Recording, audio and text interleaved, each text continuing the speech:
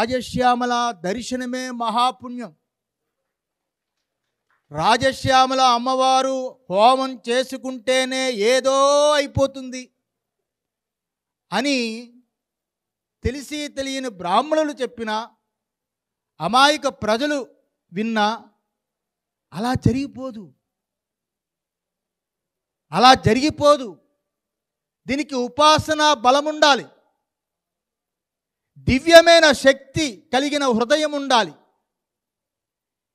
ఆ భగవతి కృపచేత ఒక జన్మ తీసుకొని ఆ తల్లిని ప్రచారం చేసే ఒక వ్యక్తిని పుట్టించాలి అమ్మవారు. అటువంటి రాజశ్యామల అమ్మవారిని ప్రచారం చేయించడానికే ఈ విశాఖ శ్రీ శారదా పీఠాధిపతిగా నన్ను పుట్టించింది అమ్మవారిని అనుకుంటున్నా. 9 నెలలు అందరిలాగే తల్లి గర్భంలో దాగి ఉన్న పిండం ఇది.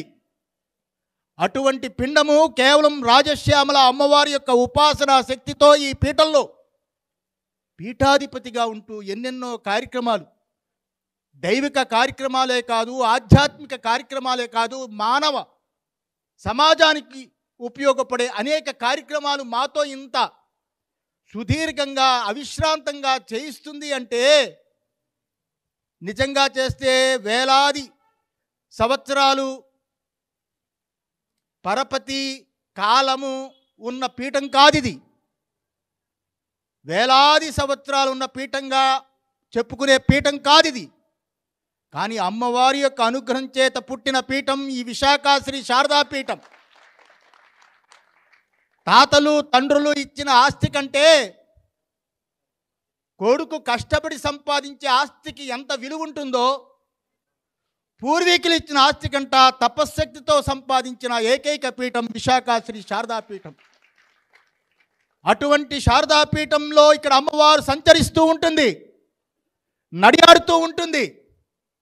గుడ్డి నమ్మకాలతో ఒక హోమం చేతే అమ్మవారిని ఆరాధిస్తే ఏదో అయిపోతుందని కాదు. ఇక్కడ అమ్మవారిని దర్శిస్తే చాలు.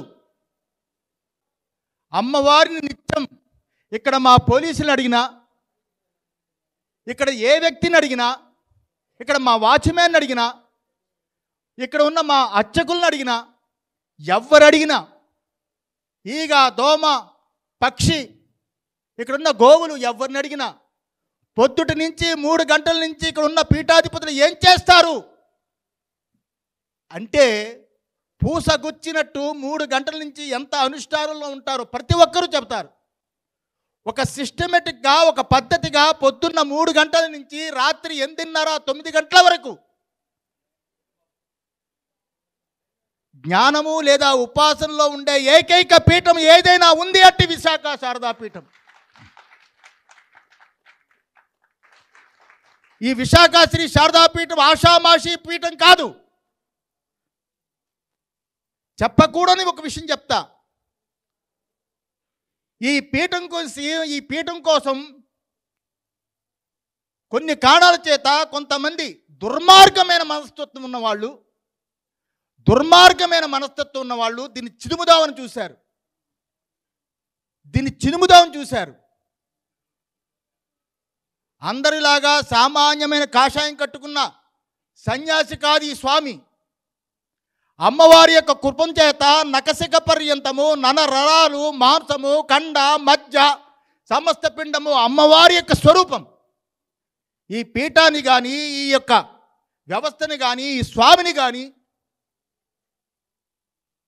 పుట్టించిందే ఆమె ప్రచారం కోసం. ఈ విశాఖ శ్రీ శారదా పీఠానికి గురువు ఎవరు, పరంపర ఎవరు తెలియని అమాయక ప్రజలు చాలామంది ఉంటారు.